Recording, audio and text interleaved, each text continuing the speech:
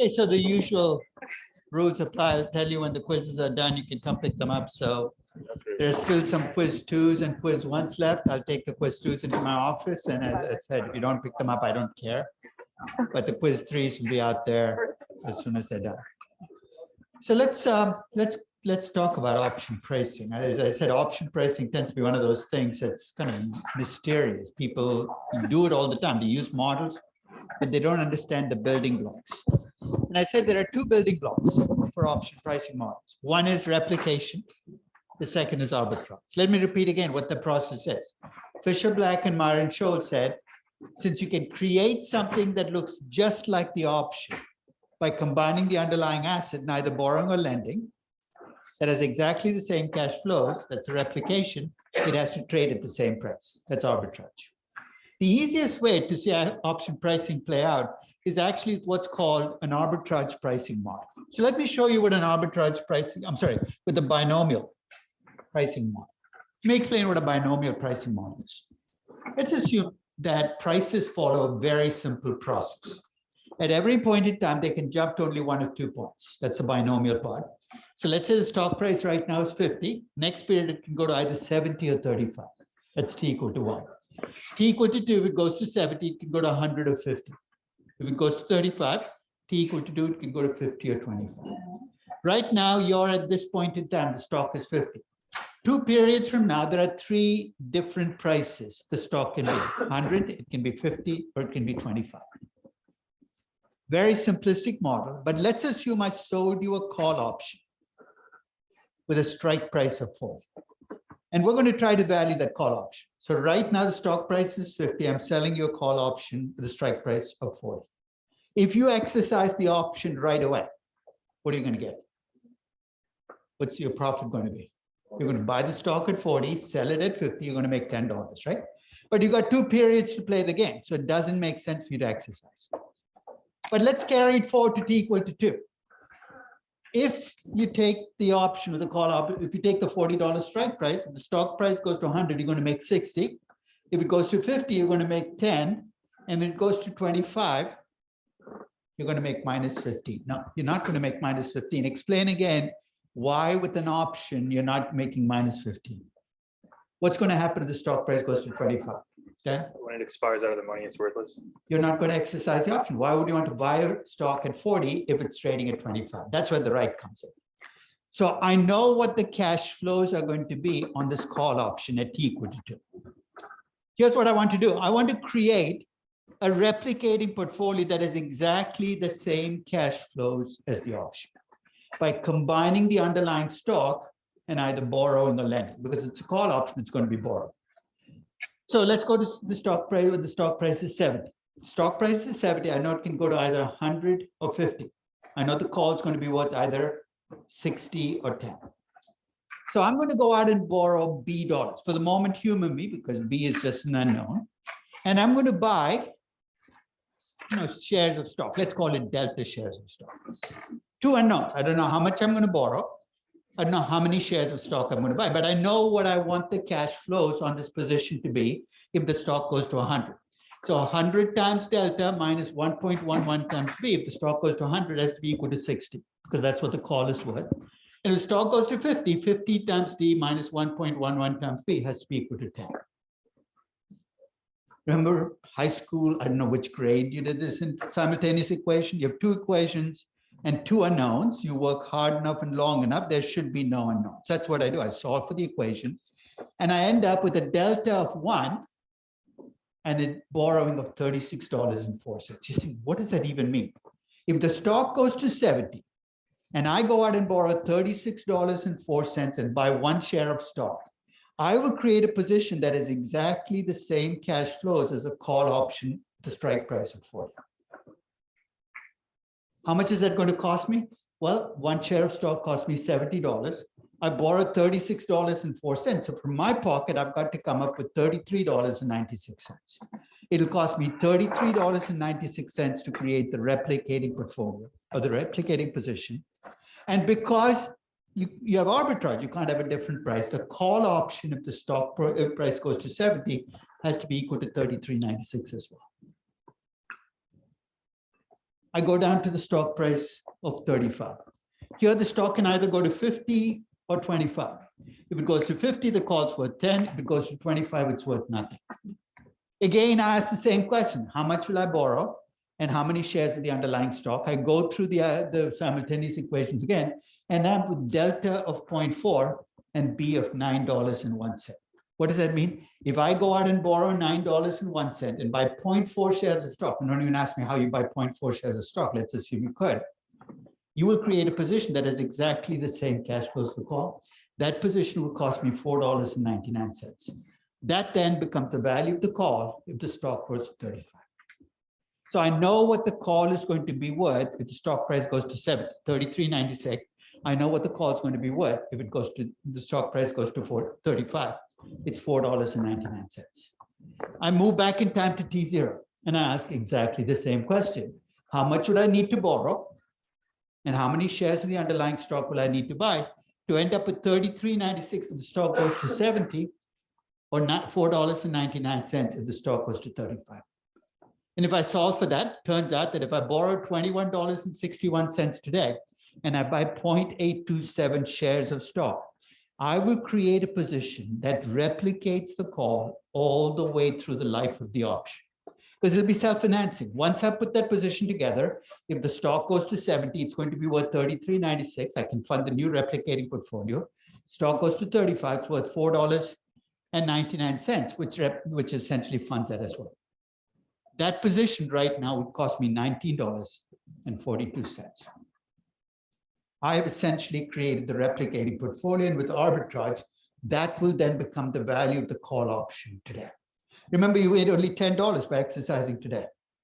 What's the extra $9.42 for? That's the time premium on the option. The binomial approach to options came about 10 years after Black-Scholes. You know why it was created? Because people tried to explain Black-Scholes in classrooms. It was very difficult for people to see where the replication was and where the arbitrage was.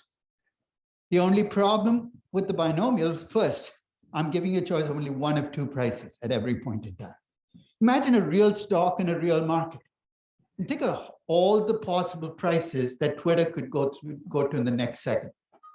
So I'm simplifying life by making it only two choices. To make that even a possibility, I've got to make time really short. If I make it a day, there's no chance. Maybe if I make it a millisecond, there's a chance it could be binomial. But then I face a second problem.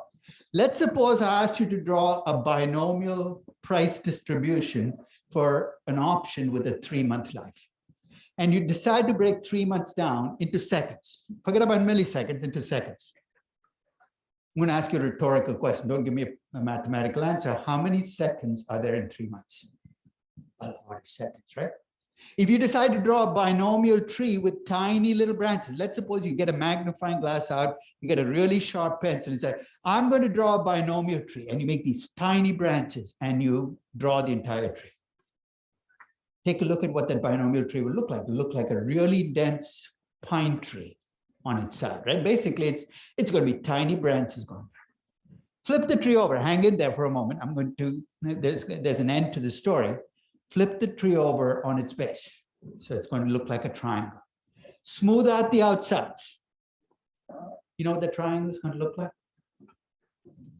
It's going to look like a normal distribution. If you take the binomial distribution as t gets really small, you make the price changes small. That's called a continuous distribution. The binomial distribution converges on the normal distribution over time. The Black-Scholes model is a limiting case of the binomial model. If price changes are continuous, they're small, as price changes, as time gets smaller, the binomial option pricing model becomes the Black-Scholes model. What do you gain when you get the Black-Scholes model? You no longer have to draw the tiny branches. You got the normal distribution, and a normal distribution can be characterized with an average and a standard deviation. That's what the Black-Scholes model buys you, but it does so at a cost. It's built on the presumption that price changes are continuous. Is that a good assumption though? Our price changes continue? Because I'll describe to you how the world would work if price changes were continuous. If you have a stock like Twitter trading at 43, you know how it gets to 40, 54? It goes 43, 43.01, 43.02. It moves in small increments. There are no price jumps in a continuous distribution world. So right at the start, you can see it's an unrealistic assumption. But what does it get you? It gets you a normal distribution and makes your life simpler. So the original Black-Scholes was built on the normal distribution, but it's still built on replication arbitrage. And in the original Black-Scholes, the value of a call option is a function of 5 inputs.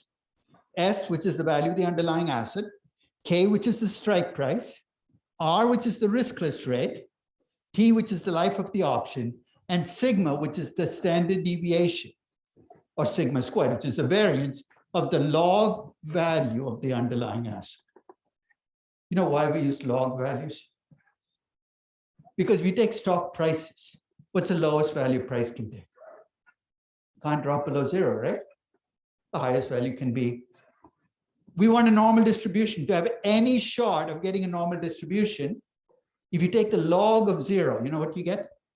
You get minus infinity. It gives you a chance of using the normal distribution. That's why people, when they use Black-Scholes models, if they have to estimate volatility, if they want to do it right, have to use log prices. There are shortcuts you can use, which give you just as good an answer.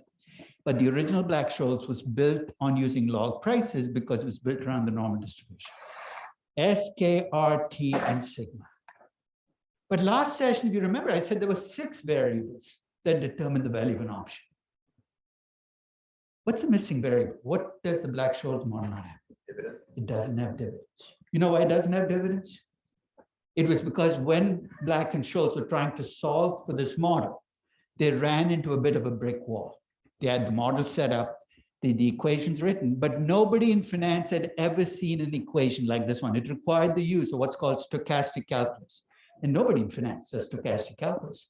Rumor has it that a physics PhD at the University of Chicago was wandering by Myron Scholes' office, and he came in and looked at that equation and said, we do that all the time in physics.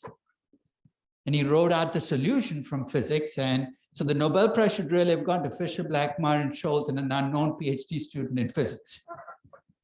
But basically, they were running into so much trouble that they said, let's act like there are no dividends.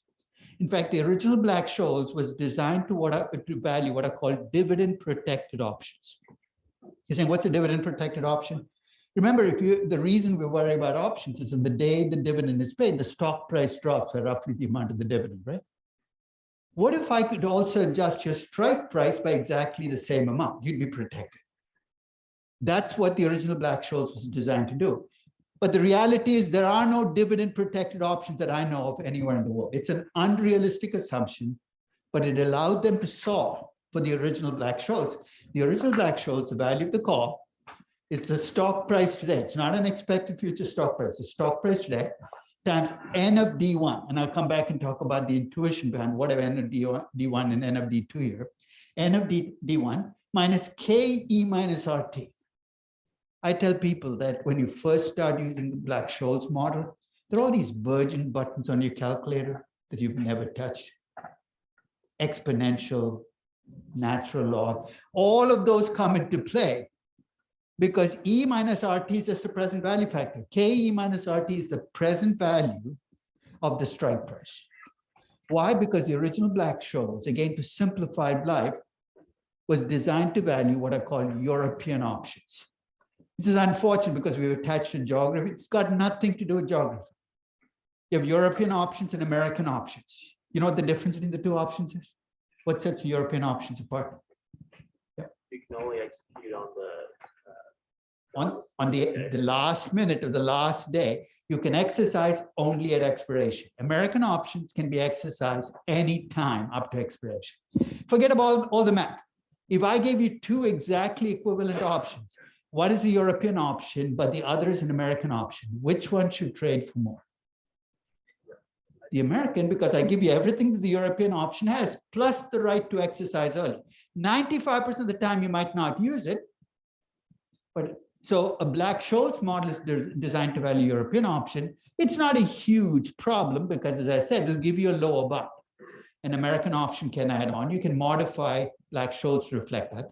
But basically, because you can't exercise till expiration, what the Black-Scholes model is saying is, look, you have to pay the exercise price, but not till 2 years from now. So we're going to take the present value. E minus RT is just the present value factor. If you don't have an exponential button on your calculator, you can just take the strike price and take a traditional present value, and you get pretty close to the same number times n of D2. Now let's talk about D1 and D2. D1 and D2 is this math. This is what throws people when they use the Black-Scholes. They say, what the heck is that? D1 and D2 by themselves are difficult to explain. They reflect all of the inputs. That's a stochastic calculus yielding D1 and D2. But I can give you some intuition behind n of D1 and n of D2. N of D1 and n of D2 are areas under the normal distribution. Usually when you see normal distributions in statistics books, it'll give you the height of the distribution. N of D1 is an area under the distribution. In fact, if you've ever seen an N of D1 table, it stretches from 0 to 1. You know what that tells me? N of D1 and N of D2 are probability measures. In fact, N of D2 in option pricing is called the risk neutral, or is measured as the risk neutral probability that your option will end up in the amount. Let me repeat that again. So when I say the N of D2 in this option is 0.75, I'm saying there's a 75% chance that S will be greater than K. That's something we're going to come back and use when we talk about real options, because that is something that you can actually use for economic significance, or talking about what is the chance this option will actually pay off. So both N of D1 and N of D2 are probabilities that reflect all of the inputs. But embedded in the Black-Scholes is that replicating portfolio. Remember the binomial, we solved for this as B and delta? In the Black-Scholes, it's in there, you just don't see it. If you look at a Black-Scholes model, here's what the replicating portfolio that comes out of the models. If you go out and buy N of D1 shares of stock, that's called the option delta, and borrow the present value of the exercise price times N of D2, you've essentially created the replicating portfolio in the Black-Scholes model. So if you break the Black-Scholes model down, it tells you what the replicating portfolio is. If you've ever been around option traders or were still option researchers, they use a lot of Greek words. Notice delta, gamma, theta. Everything in option pricing is about that replicating portfolio and how it changes as different dimensions change. So for instance, if the stock price changes, the option delta will change. If the life of the option changes, the option value, that's called the option theta. As the variance changes, the option value will change. That's called the option vega. So basically, every single aspect of option pricing is built around that replicating portfolio. And from a practical perspective, you might have heard of people trying to hedge option positions.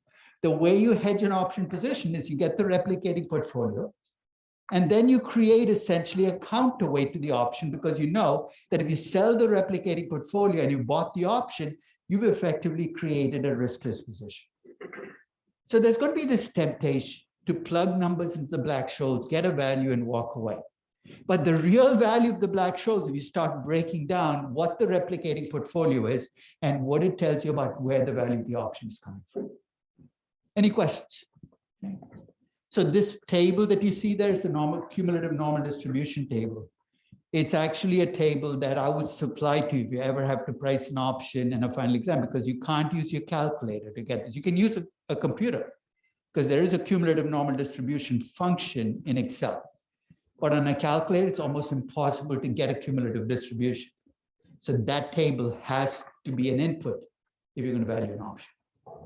But this is to value an option where there is no dividend or there's complete dividend protection. And as I said, that's unrealistic.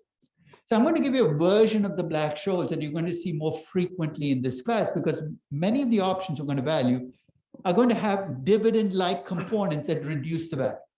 So for instance, if you own an oil reserve, every time you extract oil from the reserve, you're actually reducing the value of the reserve. If you own a patent and you wait a year to exercise the patent, you're giving up some of the value. That's like a dividend. And there's a version of the Black-Scholes that adjusts for dividends. It does make some simplifying assumptions to get there. But if you can tell me what the dividend yield is on the underlying asset, dividend yield would be 2%, 3%, whatever it is. I can create a version of the Black-Scholes where I take D1 and D2. You're wondering what the question mark is. For whatever reason, it seems to have taken the sigma and made it into a question mark. So that's really a sigma, wherever you see that question mark. So it takes the original version of the Black-Scholes and it brings in the dividend yield into the D1 and D2. So it's a dividend yield adjusted version of the Black-Scholes, and it allows you to value options on underlying assets which do have a dividend on them. So you don't need to really solve or derive an option pricing model, but you need to understand the basics of option pricing models if you want to use them in real options. Any questions on option pricing? So now there are people in option pricing who are purists. And when you use a Black-Scholes model, for instance, to value a real option, you're pushing the limits of the Black-Scholes model. Here's why.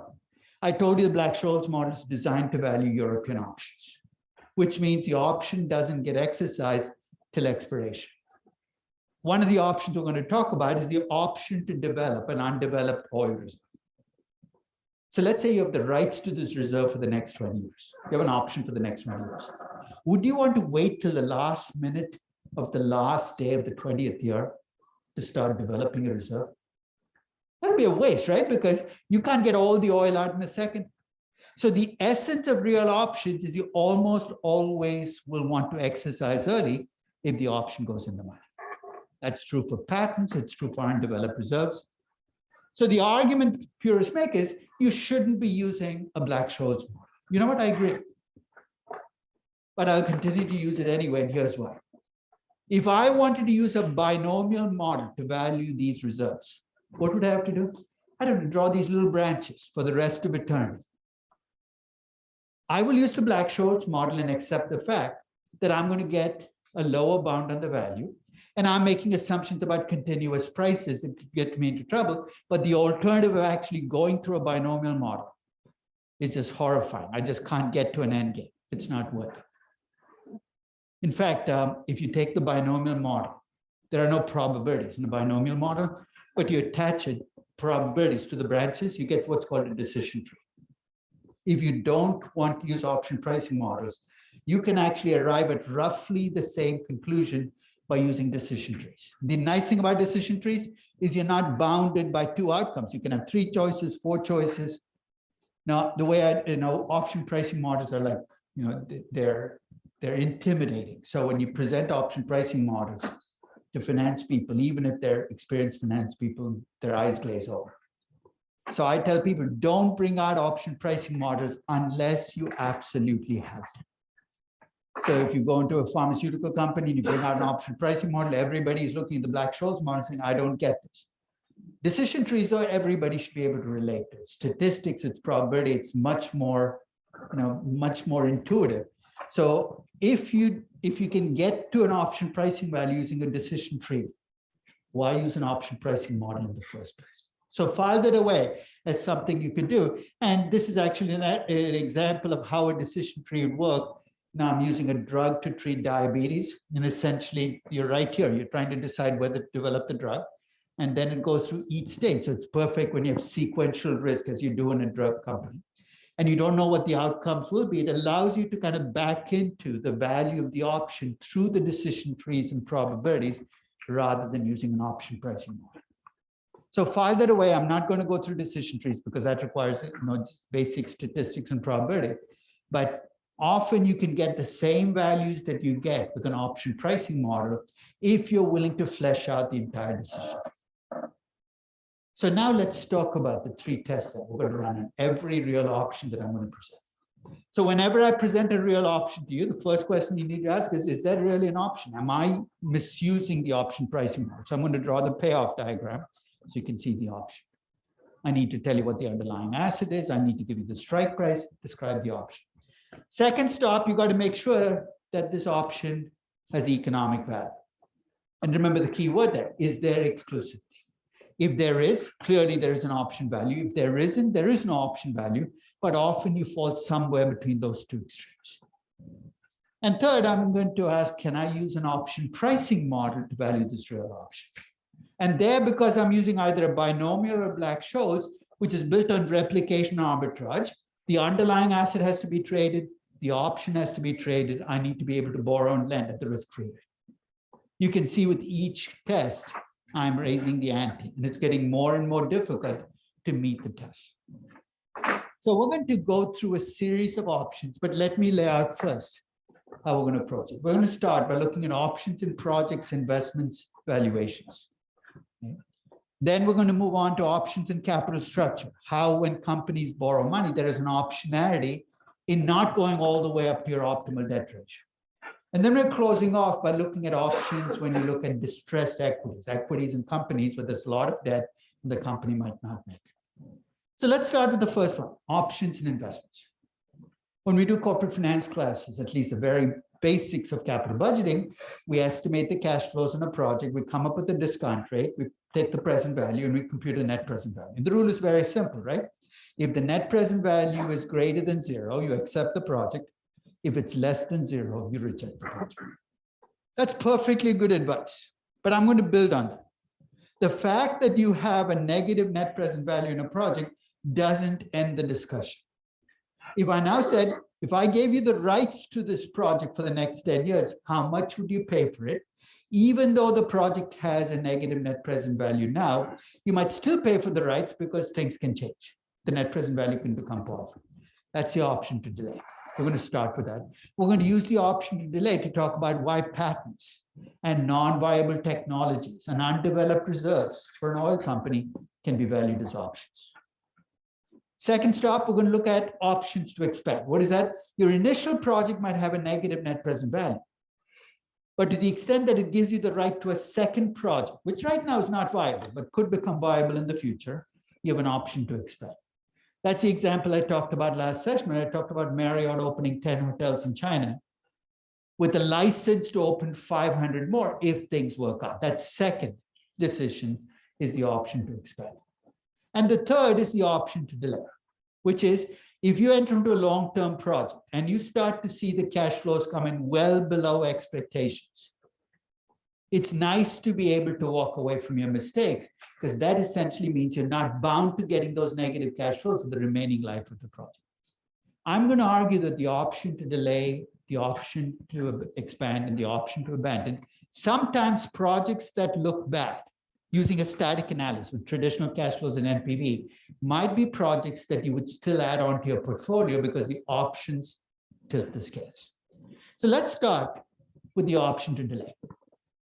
As I said, when you do a project analysis, you take cash flows, you discount back at a discount rate, you come up with the net present value. All it tells you is that that project is not a good project today, that you shouldn't take it today. But if you get the rights to this project, things can change. Like what? The investment you might need to make on it could be a green energy project where technology changes the economics of the project. The cost might become much lower. It could be that the market itself is changing, that what looks like a small market today could become a big market in the future. So if you think about the rights to this project, what you have essentially is a bad project, but the option to delay means that this project could become a good project. So let me draw the payoff diagram for the option to delay and start delineating what the underlying characteristics are. So you have the option to delay. If you decide to take this project, there is an investment you got to make in the project. Right now, the present value of the cash flows are less than the investment. So it's an out of the money option. But you got 10 years to it. Over those 10 years, the present value of cash flows could actually change. The market could get bigger. You might be able to charge higher prices. If the present value of cash flows exceeds the initial investment, you're going to take the project and you're going to claim the net present value. Is it possible, though, that 10 years from now, you look back and say, I wish I hadn't bought the rights? Absolutely. In which case, what happens? You lose whatever you paid for the option. It's like any other out of the money option. There are no guarantees, but you buy it because there's a possibility that this project could become a good project. That's what the option value is capturing. So I'm going to use two examples to illustrate the option to delay. The first is when you get a patent and if you're familiar, the way the US and around the globe, increasingly countries have bought into it, is with a patent, you get the exclusive rights to do something for the next 15, the next 18, the next 20 years. Rights, not obligation. So once you file a patent, you're not required to produce a product. So let's assume that you have a product patent and it's going to cost you whatever that's 100 million, 10 billion, whatever it's going to cost you to develop the patent into a commercial product.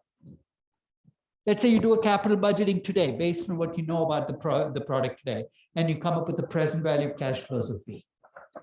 If V is less than I, the present value of the cash flows is less than the cost of developing this patent into a commercial product, you're not going to develop it. It wouldn't make any sense. You're going to sit and wait. Remember, you're 15 or 18 or 20 years left in the patent. If V stays below I for the rest of the 15 or 18 or 20 years, you throw it in the trash can and say, I wish I hadn't bought that option. But if V increases over time above I, at some point in time, you will exercise the option and claim the net present value. You could make this patent, you can make it a technology. Essentially, I'm saying you can have a non-viable technology or a bad project today, but the rights to that project can still have value because things can change.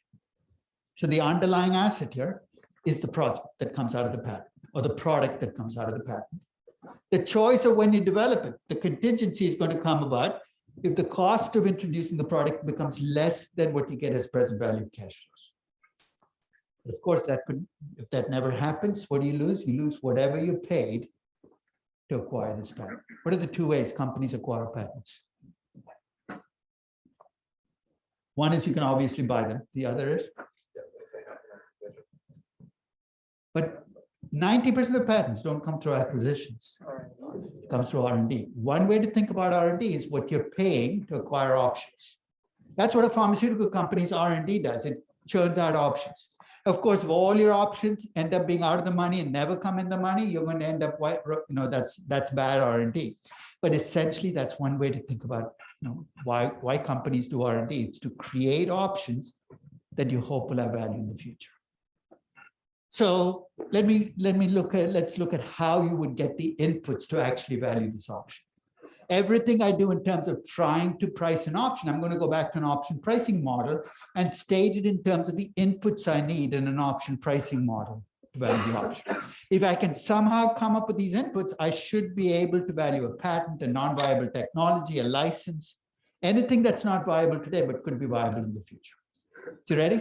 You got a patent on a product, and I'm going to try to value it in an option. What is the underlying asset? It's a product that comes out of the patent, right? So when I ask you, what is the S? What is the value of the underlying asset? You're going to take the present value of the cash flows from developing the patent today. Don't do any forecasting. Ask yourself, if I develop the patent today, what would the cash flows look like? It's like a traditional capital budget. What you get as a present value will be S. And while you're doing this, you're complaining to me. You know what you're complaining about? I feel so uncertain. This is a patent. It's a new product. And I'm going to tell you that's a good thing. That sounds like a weird thing to say, but this is going to help you that you're uncertain. So S becomes the present value of the cash flows from developing the patent today. K becomes the strike price, is the cost of actually developing the patent. So the factory might have to build, or the commercial setup you got to set up.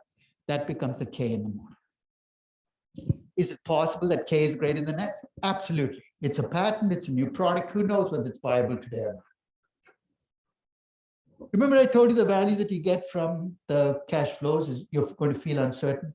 I'm now going to let you put a number on how uncertain you feel.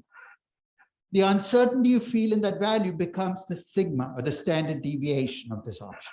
The more uncertain you feel about the future, the higher the standard deviation will be in that value. Now, of course, the question is, where do I get that?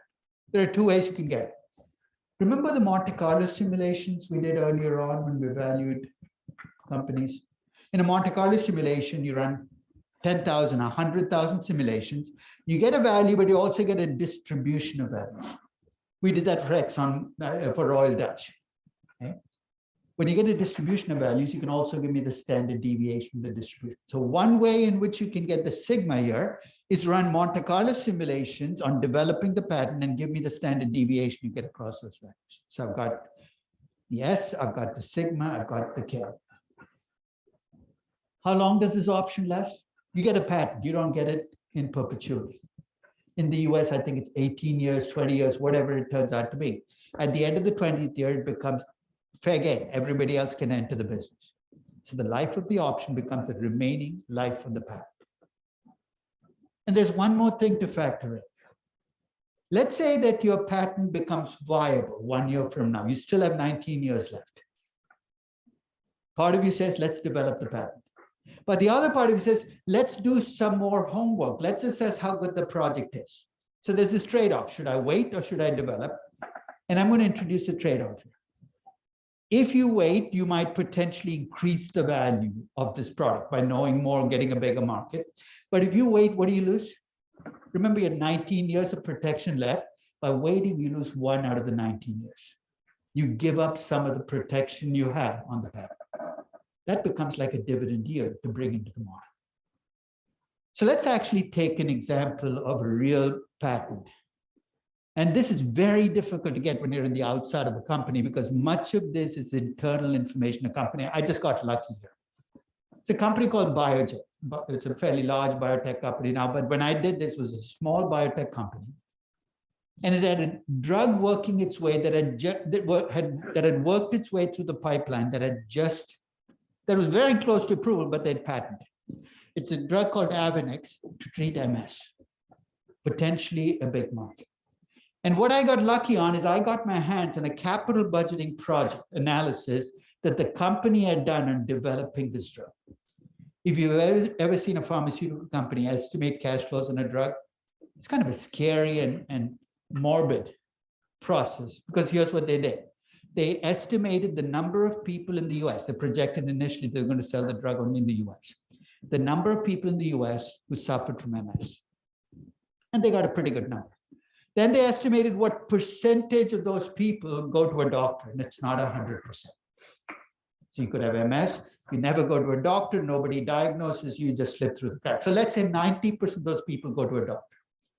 Then they estimated what percentage of those people get the right diagnosis. And guess what? That's not 100% either. This is the scary part.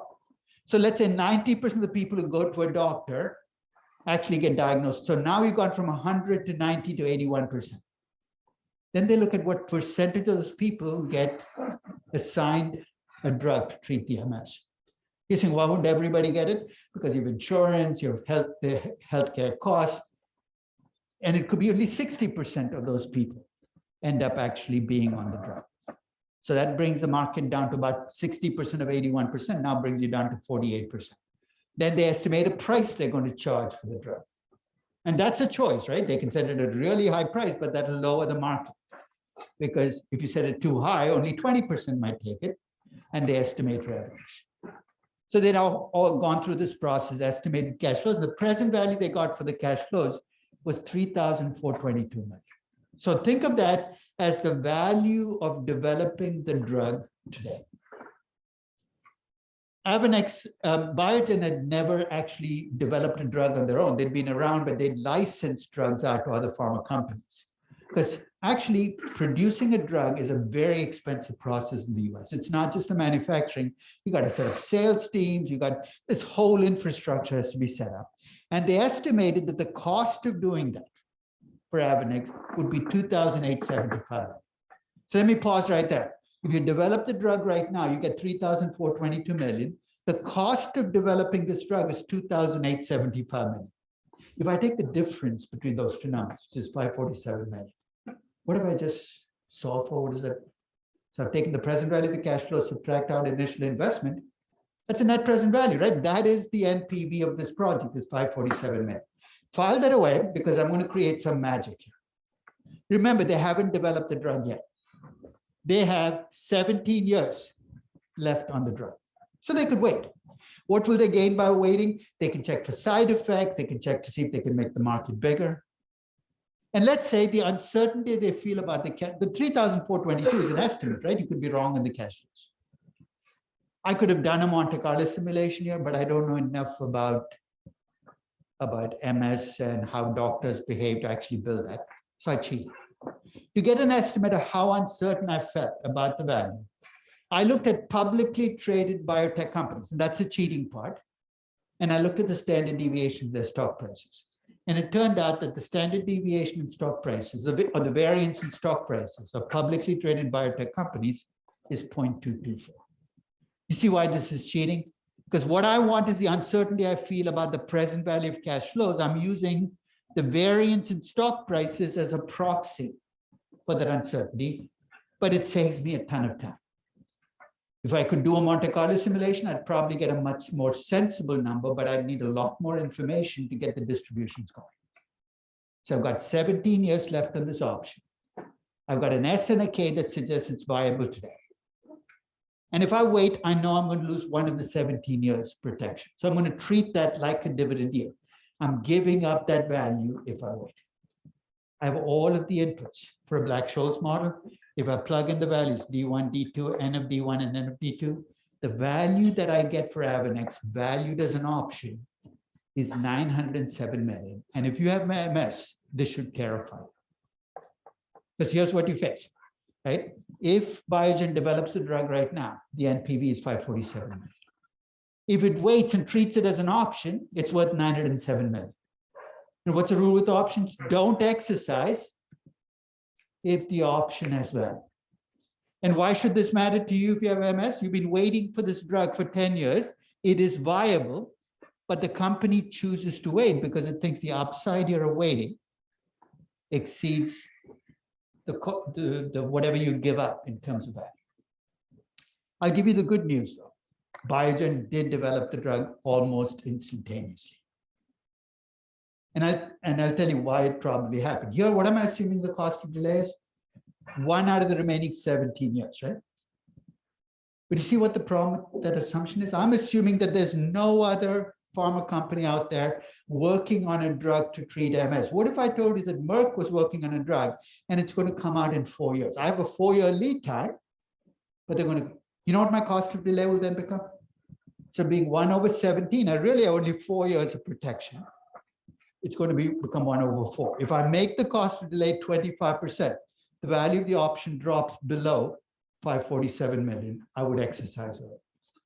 Here's the bottom line. If you live in a competitive pharmaceutical sector, you're going to see drugs develop much more quickly because there is a cost to waiting. The cost of waiting is high because somebody else might develop a drug. But if you're a monopoly pharmaceutical company, and you look around the horizon and nobody else is going to develop a drug for the next 18 years, you will wait because it costs you too much or you're giving up too much value by developing the drug right away. In fact, what I did here was actually calculated how long, if they had no competition at all, that they wouldn't develop the drug for almost 8 years. So each year I recalculated the value of the option. And if they have no competition, they would actually wait 8 years before they develop the drug. That's what I meant when I said it's really bad news if you have MS, because the drug is out there, it's viable, but they're choosing to wait because there's no competition. And what they give up by exercising early is too much relative to what they did. One final piece of this puzzle, Biogen, as I said, already had drugs out there, but they'd licensed the drugs out. In fact, if you gave me a pharmaceutical company and you asked me to value, the traditional way of valuing it is to project out the revenues and the cash flows, and some of you valuing pharma companies and value the entire company. But let's say I wanted to build up to the value in a different way. I can actually value a pharmaceutical company in 3 slices. The first is the value of the commercial products that they already have out there with the traditional discounted cash flow valuation. The second is you value the existing patents, which have not been developed as options. And the third is remember that they have an R&D department that's continuing to churn out patents. You can say, what's the value of that added slice? I'll tell you up front, I would not use this on a Pfizer. Can you imagine how crazy you'd drive yourself if you took, all of the patents, because they probably have hundreds of patents, and tried to do an option on each one, and then try to validate it. But if you gave me a small pharma company with one big drug that's just been approved on which they have a patent and one commercial product, this approach actually will give you a better answer because you're breaking the drug down, the company down into its constituent parts. So the big question is, how do you value R&D? So I'm going to give this a shot with Biogen. there are two existing drugs at the time that I did this valuation. One to treat hepatitis B and another drug called Intron that they licensed out to other pharma companies. When you license out a drug, there are two ways you can license it. One is you can get a fixed license fee from the company, or you can get a percentage of revenues. The way Biogen had set it up is they got a fixed license fee. In fact, their collective cash flows from the licensing on these two drugs was expected to be $50 million a year for the next 12 years. It's contractually set. So what's the only risk that Biogen faces on these cash flows? It doesn't worry about revenues or how much they are. It worries about default risk on the part of whoever has licensed a drug from them. So to value this 50 million, I took the 50 million, discounted back at the pre-tax cost of debt of the licensing companies. You see why I had to use the pre-tax cost of debt? Because these cash flows are like bond payments. They're contractual payments. Don't be so quick to jump on the cost of capital as your discount rate for every single cash flow. In fact, let me ask you a question. If Biogen had licensed this drug to Medicare, and the government had promised to pay $50 million a year for the next 12 years, what would you use as your discount rate? You would use the risk-free rate. It's the guarantor's risk you worry about here because that's what determines the value. So the present value is 397 million. So I've got the value of Avonex, which is their only patent, valued as an option. I've got the value of their existing drugs, 397 million. What's the last piece? I'd like to value Biogen's continuing R&D. And here I had to make a couple of assumptions. I first assumed that I could project out what the R&D expense would be for the next 10 years. So the R&D expense in the most recent year was 100 million. I assumed it would grow at 20% for the next 10 years and 5% thereafter. So I projected out the R&D expenses. What's the value of R&D? What's the value of any investment? It's the net present value, that investment added on, right? So if your R&D earns a return on capital equal to its cost to capital, you know what added value comes from R&D? Zero. So all I had to do to value R&D is make a judgment, and I'm not saying it's easy to do, on what the return on capital would be. So basically, I assume that every dollar invested in R&D would generate $1.25 in value, which turns out to be a return on capital of about 3% above the cost of capital. That then is all I need, but there is a substantial amount of uncertainty whether I can pull it off. So let's say the discount rate for this tree is 15%. So there's my R&D cost, growing at 20% for the next 10 years and 5% thereafter. There's the value of the patents that come out of the R&D. That's an expected value of $1.25 for every dollar invested. So there's my value of patents. The difference is the added value. And beyond year 10, I assume they earn their cost of capital. So I ignore the added value after year 10. You take the present value of that added value. I estimate the value of Biogen's continuing R&D to be 318 million. So I have three pieces to Biogen. I have Avonex, 907 million. Their existing products licensed are 397 million. And the value of future R&D, the value that I get for Biogen's operating assets is 1.622 billion. Then I do add cash, subtract out debt. So it's a different way of arriving at the value of operating assets for a patent or a pharmaceutical company. But you can see it's a lot more work. And if you have dozens of patents, don't even go down this path.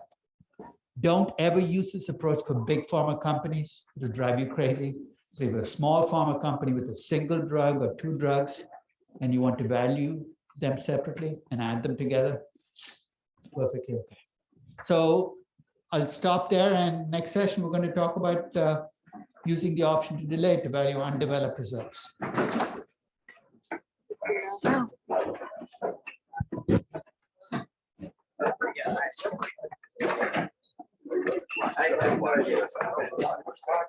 How do the Marriott slides go? I think it's 2 days after the final.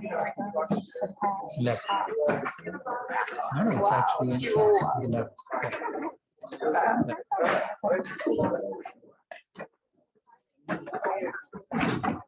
I prefer not to for the final time, so, I just hear her say it over and over. well, that's so crazy. Last chapter. So why would we leave on that? I mean, if we go the next week, I can understand people. I know, me too. This is 2 days after last class. So unless you're planning to miss the last week of class,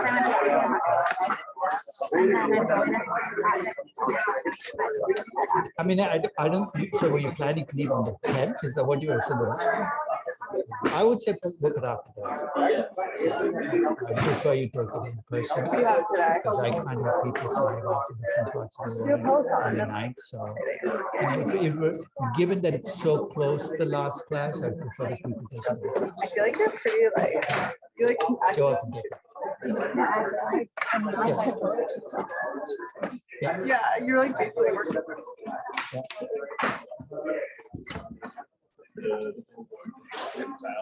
So no effect on your value, so why would your value change? The price will change. Nothing has changed, nothing fundamental has changed. It's not like he's given a specific plan on what he wants to do. So there's nothing I would see that would change in the basic intrinsic value model. Why would the cost of capital change? Right? He's not taking it private as a privately held business. He's taking it private to treat it like a publicly traded company.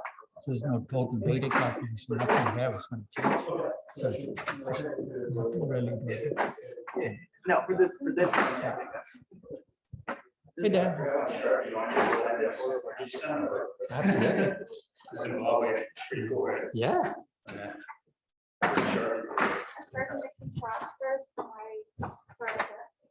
Oh, yeah. This is for you, right? Yeah. Actually, my son. It's doing well. Yeah. Good. Thanks so much. Good to see you. Good. Take care.